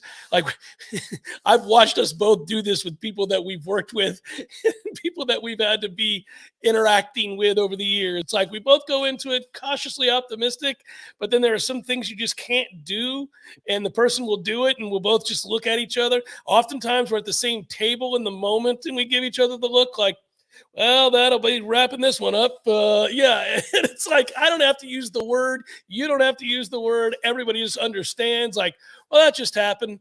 F this guy. And that happened when we lost to Jacksonville State. Everybody was at the table. Everybody was having a good time. Everybody's like, all right, you know, everything's all right. Okay. So I hope everybody enjoyed dinner. You guys have a good one. We won't be having any more dinners. Be well. Jeff, let me tell you, when I was a station manager up in Columbia, South Carolina, you wouldn't believe some of the things I saw at my station. Like, where is this going? Where is this going? Oh, when you went there. Oh, no. Yeah. Oh, and as soon as it started, we're both like, because the funny thing is, in that moment, you're thinking to yourself, oh, I'm a bad person, that I'm assuming that's where this person is going to take the conversation. And then 10 seconds later, you're like, no, I was right. I read the room right. That's where that guy's going to go. You can't have that analogy play out anymore. It can't happen. You can't be in a close game with Duquesne in the second half. You can't be losing to Syracuse on the road and it's 17-10. You're like, what the hell is wrong with you? That's the equivalent of an absurd conversation at our first dinner with the new station manager. That's how that works, where you're like, what the hell just happened here? No. So let me tell you something. I wish, and it's the off season, so this is kind of where we have this fun. If anybody could have been in the room the morning that I had a one-on-one conversation with a particular short-lived station manager in which he explained why it was he had a permanent limp, and I expressed to you that conversation after he told me about the ladder incident. Trying to straight face just nod as he's telling this story. You would have been, if you had been a fly on the wall, you would have been like, this is awesome. Because you know how hard I wanted to laugh. You know how broken up I would be at the absurdity of that injury. I'm sorry. One of these days, folks, I will tell this. Yeah. It would be akin to you containing yourself if we're in line for a rental car and things aren't being run timely. Yeah. And, 5 minutes turns to 20 and I'm standing in that line with you. Right. Yeah, there it is. Yeah. That's where I'm like, ooh, tick, tick, tick, tick, tick. It's like the 60 minutes. It's like the counter in 60 minutes. It's coming. I don't know who's going to get the brunt of it, but it's coming. This is going to be great. There's going to be an F-bomb here in a minute about what are we doing and some other things. It's the look away. Yeah, I have to do that. My kids know the look away. This is ridiculous. No, I'll do the look away with both my boys, and it's gotten to the point where they don't need me to follow up over the years. They just I do the old, and then they can see the look like, oh, it's coming. Dad's about to snap. Yep. Dad's getting close to. We should probably stop doing what we're doing. Dad's about to snap. Because I'm a patient father. I'll give all right, boys, let's settle down in there. No more of that, okay? Let's not do that. And then I'll go back to what I'm doing, and then it continues. And then I give hey, fellas, what about what I just said was not picked up on? You guys, we good in there? We good? Okay. Then I go back to doing what I was doing, and then it continues. And then usually there's just and it's the look, and they're like, we're leaving. It's okay. We're doing. It's just like, that's it. That's the end of it. Well, that's us when we travel, when we go places and people aren't efficient in doing their jobs. That's just sort of like, what are we doing here? No, I did not touch on it, Swiss. We will get to the basketball commit as well. And I want to talk about the offensive lineman commit with Ira Chapele coming up this hour as well. He'll be joining us at the bottom of the hour. So you have that to look forward to as well. It's Jeff Cameron Show, 93.3 Real Talk Radio and Warchant TV. Green jobs and a stronger, more resilient community. How we get there is up to you. Share your input today to help shape the Tallahassee of tomorrow. Take the Clean Energy Survey at talgov.com. Summertime sweat rings are just around the corner. Get that AC fixed before you're spending your summer with no relief from the heat. Call ENB Heating and Air and ask about the new customer diagnostic special for just $49.95. Call ENB Heating and Air today at 850-848-0187. Hi, my name is Shannon Pash, and I'm the principal at Red Hills Academy. We will provide a challenging, rigorous curriculum. We will also work with our students to teach them how to set goals and then how to work to reach those goals. Red Hills Academy will offer the Spanish language every day. Relationships are really important to us, not just with our students, but with our families and the community. This benefits parents and students alike because parents get that involvement within the school. Easily apply online today at redhillsacademy.com. This is Patty Wilson. Oh, I'm sorry. We're ready. He's recording. Why are you always saying your last name? It's Patty and Scott. Everybody knows who Patty and Scott. I don't know. This is Patty Wilson. I am Patty Wilson. What is the idea behind said promo? It's for Patty's Playhouse. We're on Patty's Playhouse Saturdays at 11. Tune in. That's stupid. Just tune in. Saturdays at 11. Patty Wilson, Patty's Playhouse. House talk with a happy ending. Each and every time. You were always more than my mom. You were my role model, my best friend, and biggest supporter. You filled my days with unconditional love. And you also prepared for the day when you couldn't be here. Because of the woman you were back then, I'm able to be the woman I am now. Your planning made this moment possible. Set your family up for life. Southern Farm Bureau Life Insurance. Your friends for life. This is Andy Cohen. When I was a law enforcement officer, I devoted my life to a career of service and protection. Who's protecting you? Give me a call. 850-671-FARM. That's 671-FARM. Helping you is what we do best. Southern Farm Bureau Life Insurance Company, Jackson, Mississippi. Not licensed to do business in all 50 states. When you need a plumber quick, how long is an acceptable time to have to wait? Yeah, hey, it's the Millers again. Just calling you about our little plumbing problem. 2 hours? Hey, we were hoping to get here soon because the water is getting really bad. I mean, please hurry. 4 hours? I know you said you were on your way, but, honey, tell the kids to tread water. 8 hours? Don't worry about us. We're fine. At M&L Plumbing, you'll never have to wait long for quality, dependable service right when you need it. At M&L Plumbing, we listen to our customers, and our qualified technicians aim to achieve 100% customer satisfaction. So the next time you need plumbing work or repairs, think of the name M&L Plumbing, your local plumbing experts, commercial or residential. Give us a call, 850-575-9393, or visit us online at mndlplumbing.com. M&L Plumbing, for all of your plumbing needs. We all want more energy, more strength, more results. Well, welcome to Orange Theory Fitness as you take a step towards feeling more alive today. Backed by science, Orange Theory's heart rate monitored workout is scientifically designed to keep heart rates in a target zone, spiking metabolism and increasing energy. Orange Theory Fitness is a one-of-a-kind group personal training workout resulting in more energy, visible toning, and extra calorie burn for up to 36 hours. Experience a more vibrant life today with Orange Theory Fitness. To find out more, go to orangetheoryfitness.com. The Jeff Cameron Show is sponsored by the legendary team at Hamilton Home Loans.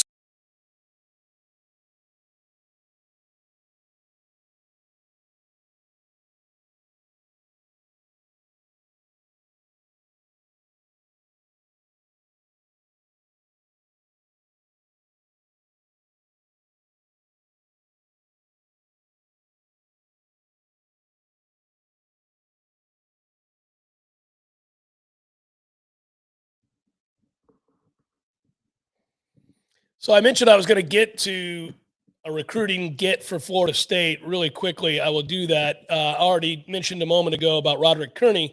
Obviously, last hour we talked about the offensive line commit. I'll talk about it in a second with Ira, but also because Florida State did get a basketball commitment for 2023, a top 25 national prospect in the form of Taylor Bowen. He announced that he will be a Nole, and he's a 4-star forward. And this is a kid that, a lot of people wanted. He is 6'9", 6'10", 200 pounds, 4-star forward that commits to Florida State. So the news has been considerably better for Florida State basketball the last 2 times we've had to talk about it, right? I mean, there was a stretch where it felt like every time you were talking about FSU basketball, the news was bad. Then all of a sudden, you got the BAM kid, you get this kid. You've sent one of them's for this year, the other one's for next year. That's it's exciting news. It's not shocking to watch Ham attempt to certainly close out his time here, not with a whimper, but rather a bang. So let's hope that that's happening. Nobody roots for that guy more than I do for obvious reasons. His success, his class, his dignity, his leadership, all valued greatly by me and most Florida State fans. And I start with the capital S of success. They've been very, very successful. So let's hope that's sustainable now, that you've gone out and improved your roster quite a bit, and the news continues to be good on that front. I'm excited about that. We shall see if we're able to sustain that. Now, by the way, let me go back to something else, and I'm going to continue to monitor this. Tom, I mentioned before that it makes me sad because usually it's people who have an undue influence on the kids, steering them the wrong way. It's now been 4 days or 5 days, I think it is, since the NBA draft, and John Butler still has not been picked up by any team as an undrafted free agent. It's the first year since 2018 that FSU has failed to have a player selected in either round of the NBA draft. Butler is the highest ranked player at number 6 on a 64-person list. If you follow NBA draft undrafted free agents, you can see where all these kids are going. He's not been selected. I don't know if he's being ignored or if he's holding out for a particular team. I don't know that yet.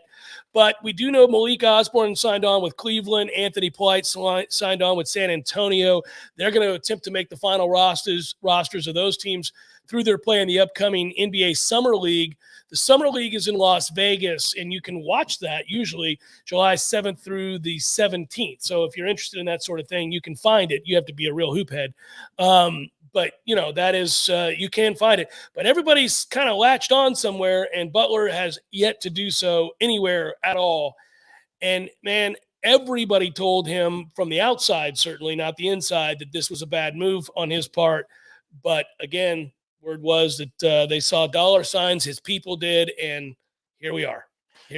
Yeah, I know we got to get to Ira, so I'll keep it short. It's just, I like you, by the end of this season, seeing some of the principals wane and then obviously a key assistant move on, was concerned about the long-term viability of the program. And they still have to prove it on the court this year when it comes to being more mentally tough. They've just got to be mentally tougher.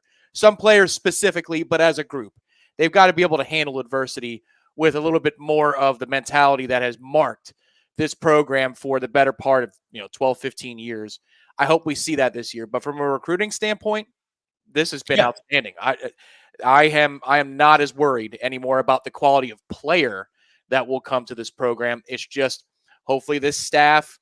I know you've got a new coach from RJ from Boise State. Hopefully they can duplicate what we just had with Gates and CY. If you can, it looks like the steady flow of good players is going to continue here. So I'm a lot more excited about the basketball product than I thought I'd be a month ago. Doesn't mean I was wanting a change. It's just I was concerned. I'm less concerned now. Yeah, no, nobody was clamoring for a change necessarily, but yeah, I was very concerned too. I still have my concerns. Less so is fair to say. And I'm just happy for Ham. So let's continue to hope that the news that we get regarding basketball each and every time we bring it up is positive like this, because that's been back-to-back moments that we've had it. We want to make this segment short so that we can have a more lengthy conversation next segment with Ira. Ira Chapele will join us next, Warchant.com, of course, and it is Warchant TV that you're watching. If you're listening, it's 93.3 Real Talk Radio.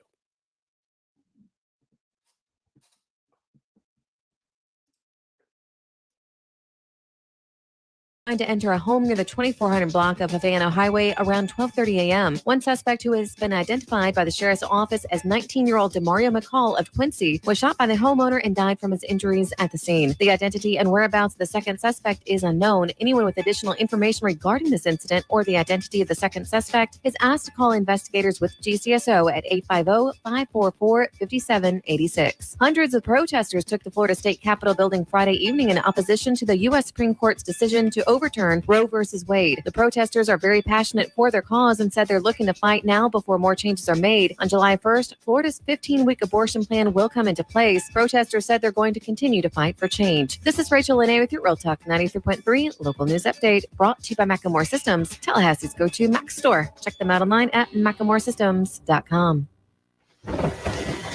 This is meteorologist Paul Trombley with your Real Talk 93.3 weather update. Partly cloudy this afternoon with daytime highs approaching 95. Winds out of the east, 5 to 10 miles per hour. Partly cloudy skies tonight, lows level off around 75. Chance for scattered thunderstorms tomorrow. High temperatures reach up to 92. Sunshine mixed with clouds at times. Low 90s Wednesday and Thursday with thunderstorms both days. This report is brought to you by The Lawn Johns. For all your landscaping and lawn care needs, visit thelawnjohns.com. Right now, 93.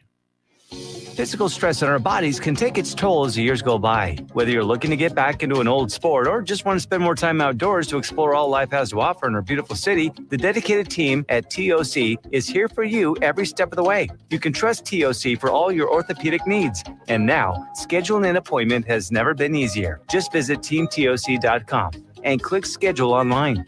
That's teamtoc.com. Well. Hey, Jeff, look at this place. Yeah. Well, doing well. It's been a while since I've seen you, brother, but, it hasn't been a while since I've been over to Gordo's. I go there on the regular because of you, Eddie. Well, we keep you regular. Well, that's true, but I think of Gordo's as a place to sit down, have a cold beer, talk to your friends, enjoy the sports, eat the delicious food. But I think of you as Uncle Eddie, a man who takes care of his people and takes care of the town. I appreciate that, Jeff. Hey, and we'll keep you regular.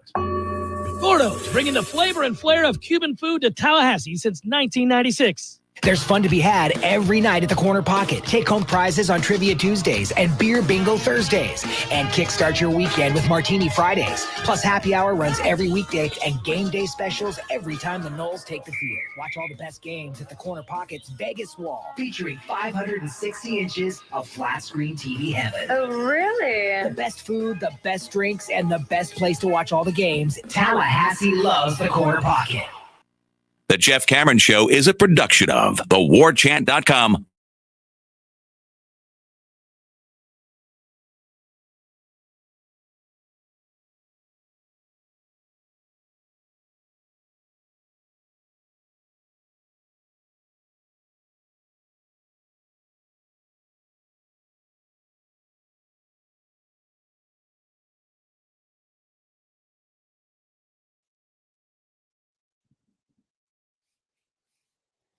Rolling on, Jeff Cameron Show, 93.3 Real Talk Radio and Warchant TV. Like, subscribe to Warchant TV. I don't know if you've gone over there to warchant.com. If you want to, you can, you should. You can read the latest, of which there's a lot going on right about now, and that's a good thing. And I know joining me to talk about that is our good buddy, Ira Chapele of warchant.com. Ira, how are you, brother? I'm good, Jeff. How you doing, man? Doing better. I'm hanging in there. And by the way, you guys should know this. Ira would never want you to know this, but I'm telling you, this guy, all my boys here at Warchant are great, but Ira lives right around the corner from me. He has offered to swing by and drop off food at my doorstep and been kind and reached out every day. Like, do I need anything? I could have said, Ira, why don't you swing on by and drop me off a carton of milk, and he would have done it. So thank you, brother. I appreciate you checking in on your boy. I appreciate it, though. Although this morning I was like, you know what? I should have just, you keep saying no. I should just start dropping stuff off, whether you want it or not. Yeah, it could be something I get up in the morning and look forward to. Like, what did Ira leave me last night? Woohoo! All right, man. So let's go through the last couple of days here, last few days, in fact, that we haven't seen each other. But I guess we should start with today's press conference. Link Jarrett, as gleaned by many of the fans who watch that and have followed our coverage, is very serious. And I think it's good to be serious. He recognizes some of the changes that need to be made to the facilities and certain ways we go about business in baseball. What'd you make of what you saw from Link today? Man, it's hard to not really be excited and really confident about the future of this baseball program. And again, I don't know that, a lot of times with coaches, and I'm going to probably touch on this in what I write, but a lot of times the best coaches to me are the ones that you could see running other organizations besides just being, at least in the modern times, besides just being coaches. You know, it's one thing to be a really good coach. That's great. But I think in today's time where fundraising is so important and facilities are so important and player development and all the things that go into college sports are so important with all the big business that's behind it now, that if you have a coach that you could see being a CEO of an organization or a company, you feel like, okay, that maybe translates in a different way. And I think you watch Link Jarrett, man, that's who he is. If it wasn't for baseball, if his parents had gotten him into piano or something when he was a kid, you could see him running, any kind of business. I mean, just a really sharp guy, very intense, very focused. But I think also hit all the right notes about the emotions, and he brought up the situation with the Martin family head on. I mean, he's close to that family. He handled that really well. I really think every single thing that there was to discuss, I thought he was a 10 of 10. I thought so too. And I welcome that seriousness. I welcome that intensity.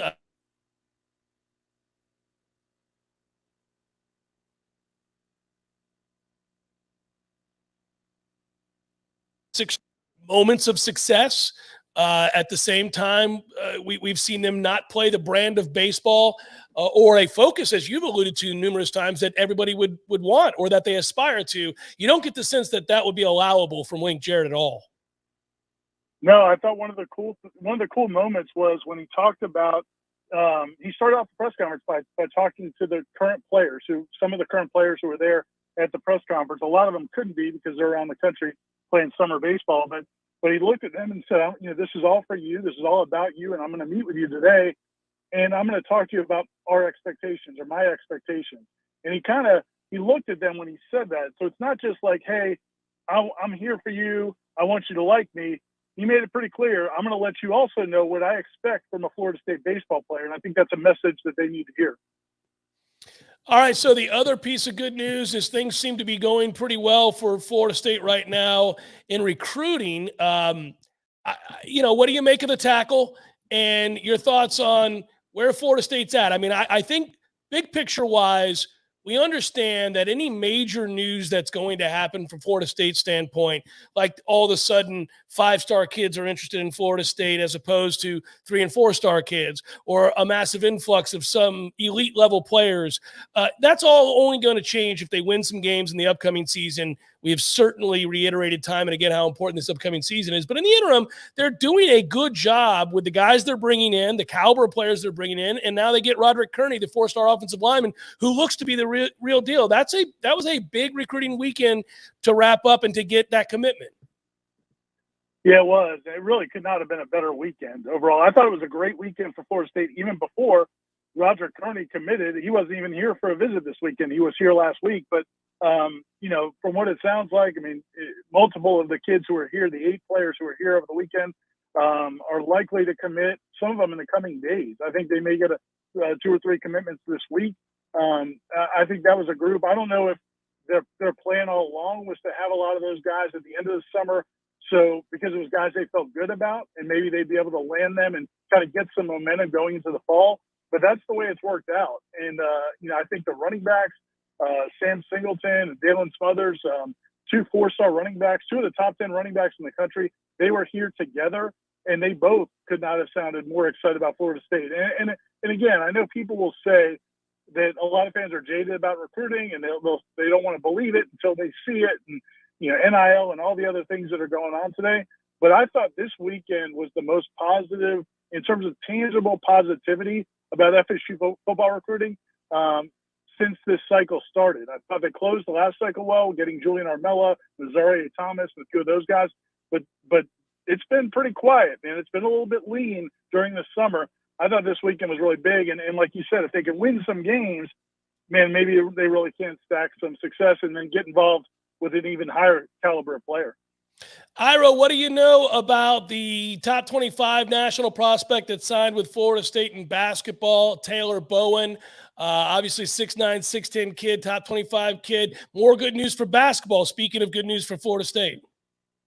Man, looks like just a perfect fit for Florida State. I mean, just looks like exactly what, Leonard Hamilton and his staff have gone after in terms of just not just the length, but the ability to play away from the basket. but also can play near the basket, can finish really well around the rim. Very athletic, wants to defend, wants to be part of this program. And I think one of the cool things about it is you're really starting to see with him and both Baba Miller, the player who signed late for the 2022 class, one of the top international prospects, is they both are one of the main things that got them interested in Florida State is the success Florida State had with Scotty Barnes playing the point, Jonathan Isaac playing a shooting guard. They've proven this concept that they'll let these 6'9", 6'10" guys, 6'8" guys play away from the basket. And that is now yielding great returns in recruiting because people know that they know what they're doing with those kinds of players, which translate to the NBA. So it's a huge get for them, top 25 player. And again, just speaks to what they've done as a program. It's exciting news. All good stuff right there. Boom, boom, boom. To read more, go to warchant.com. Obviously, this show all week long. We'll have some of the headlines with us tomorrow. Corey's on vacation. Tom will step in. But you can read Ira's stuff on warchant.com as well. Be good, sir. Thanks. Thanks, Jeff. Take care, man. Feel better. All right, brother. Appreciate that very much. Yeah. How good is Ira, man? He doesn't want me lauding him, but yeah, we live close to one another, and he's like, hey man, you want me to just swing something by? You want me to drop something off? About the third time he asked, I was half tempted to say, can you get a strawberry rhubarb pie? Can you roll in a strawberry? Just drop that off. I was going to say, you'd have to think of something obscure. Like, what's the most obscure, tough to acquire thing that you could actually legitimately use, and see if Ira would go do it? Because I bet he would. He's that kind of guy. Yeah, no, and everybody here, all my friends and family and everybody I work with, everybody's inquired how I'm doing. I don't want to imply otherwise, but yeah, he knows we live right by one another. So he's like, hey, man, I'll swing you some stuff by if you need it. Yeah, the first time I was like, no, thanks, appreciate that. The next, 6 hours later, sure you don't need anything? No, I'm good. Next morning, how you feeling? You need me to swing something by the front porch? I was like, brother, I'm good. Thanks, man. If he would have done it a fourth, I would have been like strawberry rhubarb pie. Yeah, or just say, can I have one bottle of water, please? Just get it off. If you've got to go through something, like you just need to do something for somebody to help your karma, then I'll take one bottle of water, please. So, by the way, the tackle that people are at. Oh, by the way, I'll answer that question, Tom. Give me a second. I'll answer that question. The tackle that we got, people are asking in the chat, is whether or not he's a tackle or a guard or a center. And the answer is, I think he can play all three. But it looks like center is what he's projected as, right? That's what Coach Atkins wants him to come in and play, per the kid. This is what Roderick says. But he's got the versatility to play all three positions at 6'4". I don't know if he's grown since the last time Rivals did an update. But certainly he's on the shorter side of what you ideally would like to have at tackle.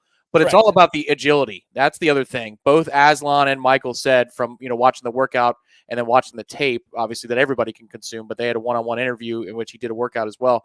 Agility. Kid's got agility on top of blue chip metrics and tape that says that, with his leverage and his hands, he's strong enough.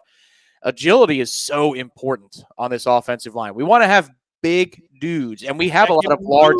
Yes, but they've got to be able to move and create the angles that we want to create. This is not like a get-by-gadget thing that we're doing offensively when we're creating these angles and these explosive runs. It's not something that Norvell is trying to do in lieu of running his own offense. He wants that to be a staple of the offense, even when the line is at full speed. Can't say enough about Coach Atkins, man. I did last hour. I'll reiterate here. That guy was such a huge get for this staff and for Mike Norvell. And then they did the right thing when the opportunity presented itself. Not only did they make him the co-offensive coordinator, if you will, because we know Mike Norvell is going to be calling the plays, but he's the offensive coordinator. And listen, that I don't even need to say he's the offensive coordinator. So here's the deal. During the week, and I learned of this, so I can talk about it because I got to sit down in the room in which he sits with his coaches and goes ahead and goes over game planning, goes over that week's game plan. They go over, they have all of their plays situationally, Tom, on a whiteboard, and it's huge. It goes across this entire room, and they have situation by situation. So you guys can't see to my left, but there's a huge white wall. Anyhow, on the one side, you've got your first down calls, depending on what part of the field you're on. It's broken down into thirds. And then you go from there, you got your second and long, second and middle, second and short, depending on where you are on the field. Then it's third and long, third and short, depending on where you are. And then there is down, distance, time, score. They have it all there, right? Now, every coach obviously has a set of plays based on their overriding philosophies, right? Okay, so now within that structure, we're going to select certain plays based on our personnel and the advantages we have against their personnel for a given week. So sometimes, obviously, you may think that you're going to win one-on-one matchups against a certain defensive back, or it could be that in the trenches, you've got a distinct advantage on your left side against their interior and the right end, whatever that might be. And so from there, they're going to go ahead and figure out what they're calling. And that is where Alex Atkins is sitting with Mike Norvell, and they are going over all of that and putting together that game plan, and he's coordinating that. That is – now Mike will call the plays on game day, but Alex is coordinating all of that.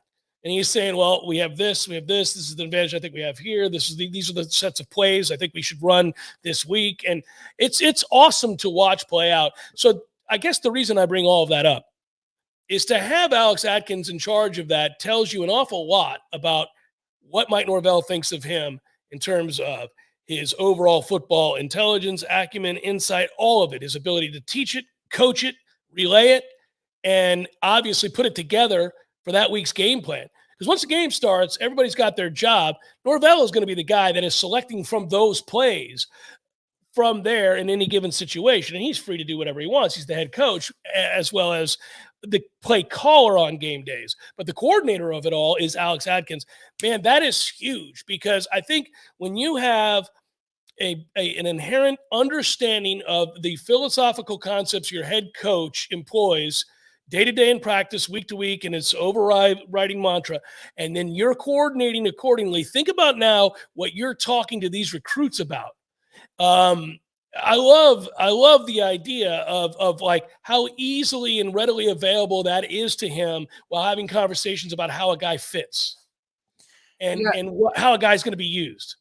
There was a question last night in Smash, and it was waiting on us before we even started in the chat. And it was, I forget who it was. And if you're in the chat right now, you can raise your hand. But basically, they weren't even allowing themselves to enjoy potentially a successful season for FSU because of the fear. And I see Swiss Irish is getting at it a little bit here. The fear that if you have too good of a season, Alex Atkins is going to go leave as a head coach. And look, that's the natural progression of things.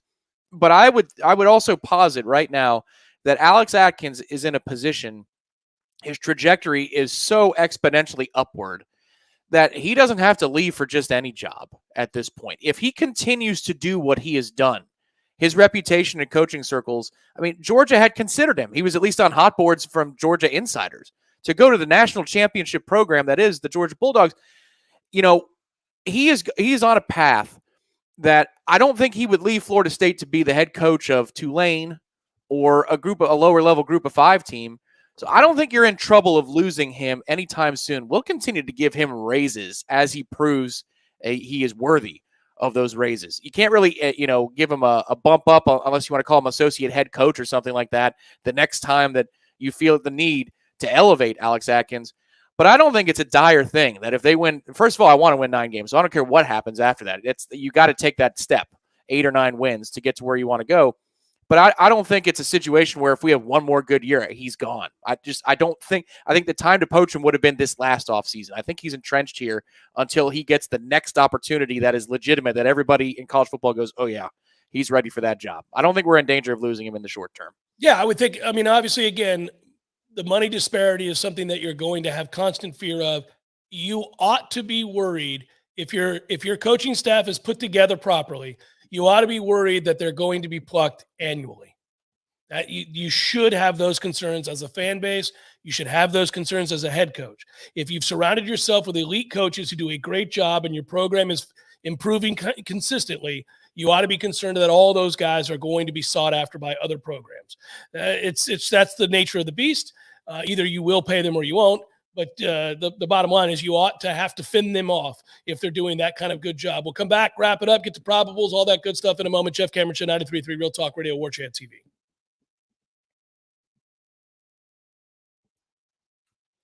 Firm located right here in Tallahassee, Florida, solving the future for state governments through strategy, process, and technology. As a trusted advisor for state governments, ISF knows the importance of defining a clear and detailed strategy. Our friends at ISF can help your organization create a strategy that sets you on a path to success. ISF, your vision plus our expertise brings your brilliant ideas to life. Visit ISF.com to learn more. ISF, solving the future.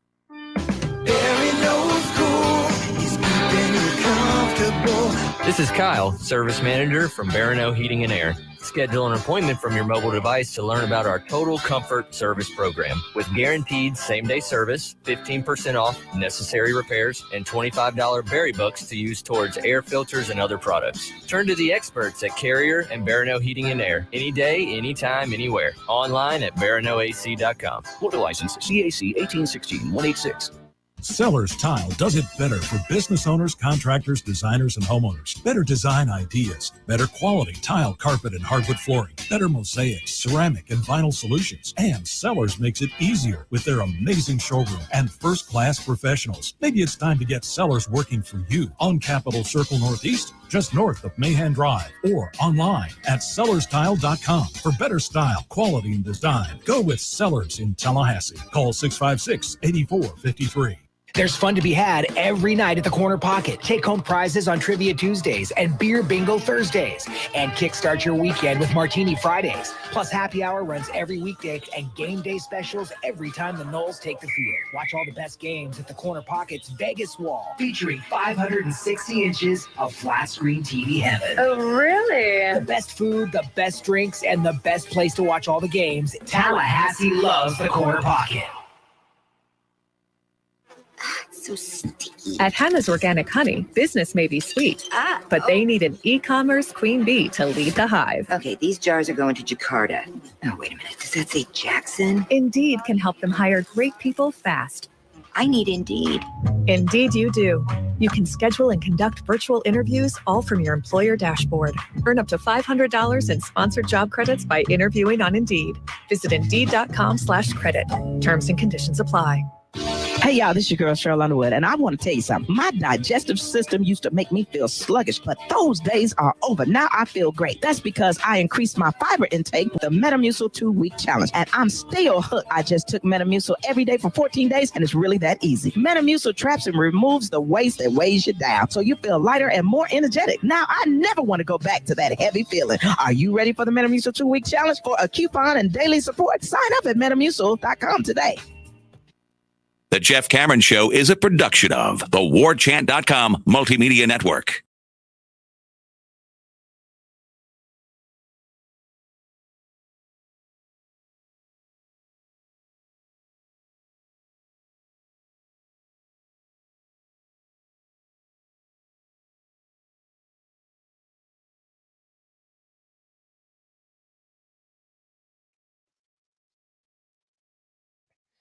Wrapping it up, Jeff Cameron Show. And before we go, and before I get to probables, I wanted you to see my solidarity with our new head baseball coach. We suffer in a similar vein, the two of us. And I wanted him to know that even in my time of weakness with COVID, that I thought with much excitement about his anticipated arrival, I would show him through signs of some kind without actually being at the press conference that I stood with him. So, Tom, I think you have the picture. This is me during this time of not leaving the house with COVID and then thus not taking care of myself. Look at that. But you look, look at the hair. You can see I'm growing it out there. It is very similar. All right, you can take it down now. I like. It's perfect, man. It's just it's so similar to the genuine article that had a press conference today at 10:30 in the morning. You guys can see if you're watching now on the chat. You can see there it is. See, I've grown out the sides here, and I do have a little on top, but it's dead grass up there. It's a runway of sorts. It's just yeah, I look like a hippie right now. Look at this. I'm growing it all out. It's crazy. No, you don't look like a hippie. You look like somebody who is stocking up on extra flashlights and generators for hurricane season. That's who you look like. You think, by the way, that I look like somebody who's in denial that they're bald and they've grown it out, or not quite yet? I'm just saying a hippie would have allowed the hair to get down to their shoulders, even if you're thin up top. That's what a hippie would do. No, you look more like a guy who spends the entire morning at like the hardware store and tucks in the shirt to the jeans that are up really high. That's what you look like. Well, you don't have to worry about that. That's not going to happen anytime soon. In fact, when I get done with this show today, I think this is it. That's what I'm going to do next. I finally feel well enough to shave my head. That's how down I've been. I had a 48-hour period there where I was struggling mightily. By the way, I don't know that I have enough time to even get to probables today. I don't know how much time is left in the show. 4 minutes. 4 minutes? Okay. I probably do. But I want to tell you that. Was there anything better than the fact that we had a legitimate brawl over the weekend? Oh. This is my reminder to everybody that those things are great. Don't let any commentators tell you that this is bad for baseball. Oh, it's not bad for baseball at all. It's great. Yes, it is great for baseball. As you freeze again, I'll just keep talking about Lightning hockey until you come back. I've got you right where I want you. I'm back. I wasn't gone long. Yeah, no, it's great for baseball. Bryce Clark, stop downloading things. What are you doing? They're playing GTA, both of them together. That's what they're doing. All right, MLB, let's go. Let's get to these probables. I've got like 2 minutes. Oh man, fire away. Probables music or whatever you do. Yeah, you won't be able to hear it. All right, well then, there we go. I'm just going to talk.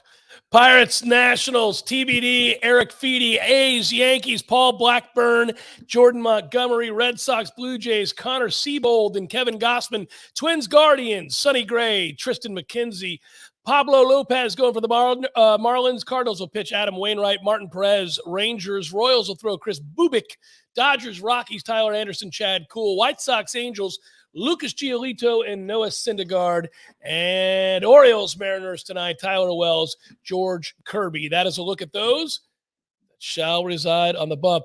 Don't let it go too far, Jeff. The razor burn ain't worth the convenience. I have a head shaver that it's like my hand here. You just wow. But normally when you let it get this long, that's too long. That's problematic. Now I'm gonna have to do this like the thing you see me doing here. That's gonna take like 30 minutes. That sound that you just made was also the sound. Yeah, I think of FSU baseball players leaving for the portal if there wasn't a change made. I think that's what the portal would have had to go. Wow. Yeah, race cars passing. You know, I was unfortunately hoping because Max Scherzer, there was a chance he was going to start yesterday. And that would have been either a start for the Mets themselves or one more rehab. They pushed it to Tuesday. The reason I say that is I'm doing the math. I'm going to be at Citi Field on Friday night, brother. And I thought, oh my God, I've got a Mad Max start, and no such luck. So it'll probably be like, yeah.